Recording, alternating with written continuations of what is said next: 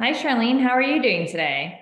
I'm just great, Amanda. How are you? I'm good, thanks. I'm ready to Good. ask any, or not ask, answer, sorry, any of your mortgage questions. Wow.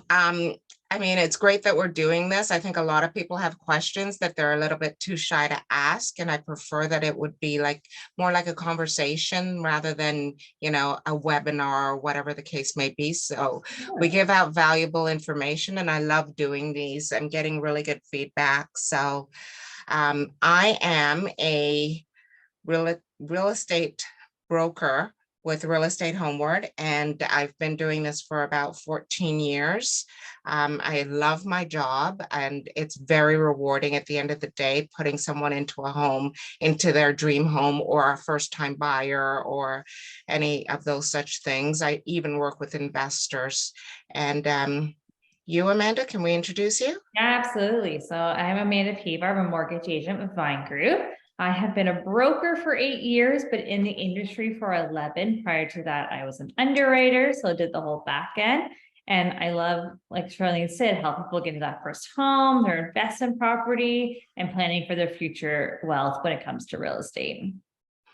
That's great. Okay, so let's just jump right into it. I find out that a lot of people are shy away from B lenders. Yeah. Um, what's your take on self-employed and B mortgages? Absolutely. I think people shy away from them. I think that's the biggest mistake. I think back maybe 10 years ago, there was a stigma around having a B lender. It was you don't have good credit, you don't qualify, you don't make enough money. So therefore you can't do the A route that most people do. That is totally not the case anymore. We're in a society where more people are self-employed than ever before. We need options for these self-employed clients. One of the biggest things people forget is when you're a self-employed client with a B lender, your income you need to show on paper doesn't really matter. We actually look at your business bank statements. So I ran a scenario. Let's just say someone's self-employed and they show on paper, by paper, I mean their T1 generals or notice of assessment, an income of $50,000 a year. The income tax you're paying on that is about $10,000. Let's just say that individual is buying a home, and to purchase that home, they need to qualify on 150,000, which they make more than enough because their company makes that in revenue. If they actually showed and pulled it out of their company to show on their T1 generals, the income tax a person would pay on 150,000 is $48,000. It is a massive difference in income tax between what you actually show and what a B lender would actually look at. And that would be over 2 years. So anytime we use self-employed income, it's a 2-year average. So if somebody had to pay 48,000 taxes over 2 years, that's $96,000. Whereas on the B side, even with your different fees and rate difference, that's still not going to cost you $96,000. Right, right. And in order for someone to really understand that, I think they would have to speak with you or a qualified mortgage broker. So Absolutely. how many different lenders are there? Like, I know you're grading them between A lenders, which are like the big five Yep. banks, let's say, B lenders that are, what are they typically like, trust companies or? Yeah, so it varies. So Equitable Bank, for instance, they have a B side. CW Bank out in Alberta have a B side that we use here in Ontario. But then it's also other companies like First National Financial, who's the biggest A lender that we work with. They also have a B side. So a lot of people who have an A side also have a B side outside of the big five. The big five just stay to their one side and one side only. Okay. Oh, I didn't know that some lenders had A side and B side banks, so Yeah. that's good to know. Um, so are the interest rates a lot difference between A lenders and B lenders? You know what? Right now, they're not horrible. So if you were to do, like with the B lenders, we try to do either a 1 or 2 year term, the short, potentially show that amount of money on paper for a couple of years to move the mortgage out. So if you were to do, say, a 1 year term with the B lender right now, you're looking at a rate around 5.99. If you were to be doing that same 1 year term with an A lender, it's around 5.74. So it's really not a big difference in rate between the two. And how do you decide? Well, I'm thinking that it's if you're self-employed, you automatically go with a B lender? It depends. I mean, some people are self-employed and they do show an actual income on paper because they've been planning to buy a house. They've done a couple of years of just saving, pulling more money for their company. Some people have a spouse who's maybe very strong, or some B lenders, or not B lenders, sorry, some self-employed have a parent who co-signs. So it really does vary by people's individual situations. But really, like the difference in rate between the 1 year with a B and the 1 year with an A lender right now, it only works out to be about $38 a month on every $250,000 of mortgage. When you think about that 98,000, someone would have to pay in income tax for 2 years. Really, what's $38 a month? That is very true. That's a good way of looking at it. Mhm. So do B lenders still offer the same features as A lenders? Absolutely. So you're still able to pay down your mortgage with lump sum payments.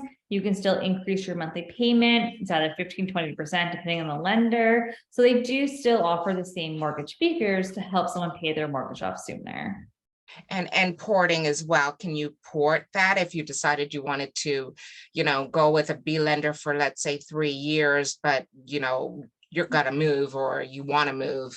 So every lender has a little bit of a different porting policy. That's when the open line of communication comes in with your broker when you're initially getting your mortgage on what you think your next couple year plan is. Normally, people are only in a 1 or 2 year term anyway with a B lender. It's very rare we would do a 3. If someone said to me, you know what, we're buying our starter home, but our plan is 15 months, we're flipping it, we're gonna do some renovations and move on, then I would make sure that whatever lender I put them with is someone that they could port that mortgage. Okay. And so it's good for you to have that background information so you know how best to give them options, let's say. Absolutely. Okay. The more information someone gives me up front, the better I'm able to assist them with their mortgage and get them in the right product. I feel the same way. I feel the Yeah, same way, exactly. So you also review exit strategies. So then, yeah, you would say, if you want to buy a property for a year and flip it after 15 to 18 months, then you would let them know what they need to do in order to get that done with a minimal amount of um, payments, let's say, or absolutely. Like yeah. I always run the scenarios with a lot of my B clients, like after, like when they purchase the property, we know how much they spent. Then we'll figure out, here's what the income has to be. Here's how much you have to show next year to be able to move it out to a lender. I have to say, I'd say 9 times out of 10, a lot of my self-employed clients choose not to move themselves out when they look at that income tax they're paying and the fees associated with a B lender. It really, for a lot of people, doesn't make sense. I ran some scenarios that if someone was to purchase for 650 and put 20% down payment and their mortgage was 520, the fee that you would pay for a B lender on that is only $7,800. $7,800 is a lot less money than you're going to be paying in income tax. So a lot of people choose to say B lender because they see the benefit of long-term tax planning. Okay. So let me ask you this. So are there C lenders and D lenders? It's the So question, I know. no, not at all. I mean, there's technically a C and that would be private. After that, Okay, I don't know where someone would go for financing, honestly. right. And do you have a lot of clients that use private lenders? We use private for different things. So any of my clients who are doing construction financing, automatically we go to private. The banks are just not great when it comes to construction financing. There's so much red tape. There's a lot of reviews that it actually ends up costing them more money in the long run. The rates are a lot higher, but if it takes them 2 to 3 weeks to get out there to reassess the property at each progression loan, then that's time wasted and money wasted that could be work, whereas private lenders are a lot quicker. And then we use private a lot for bridging. So someone who is maybe selling a property, but doesn't need a mortgage on their next property, but need enough money to close, we would use a private lender for that in some scenarios. Okay, Not every well, scenario, but that's what I've been seeing recently.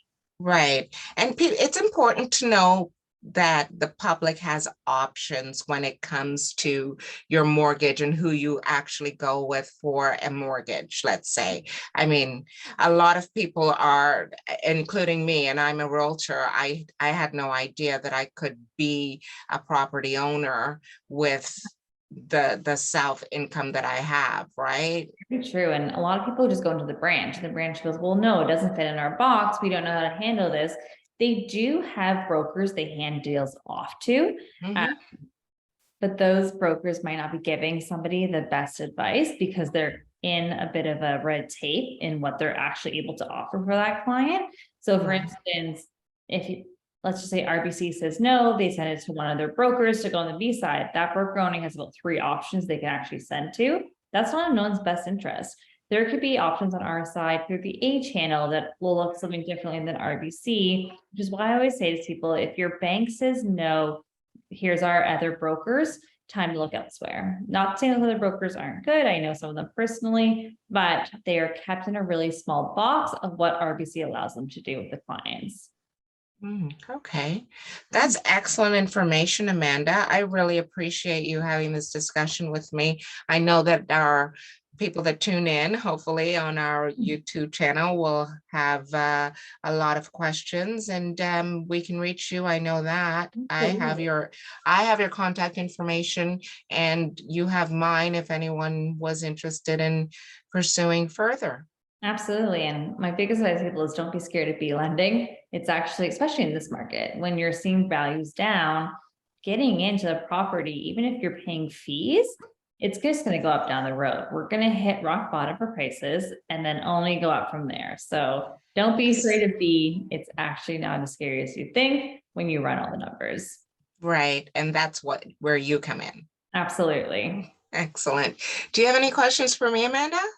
Yeah, so I know we touched base last week and the market, man, it was weird. There was bidding wars, there was not bidding wars. What is your prediction for the next couple of weeks? Because I feel like normally by now it's pretty quiet. Christmas is around the corner, people have stopped looking. Are you seeing that, or is it just a completely wild year and different trends happening? I'm not even going to say it's a one-off year. It's been 3 years like this that I've been busy in December. And to me, it's just crazy.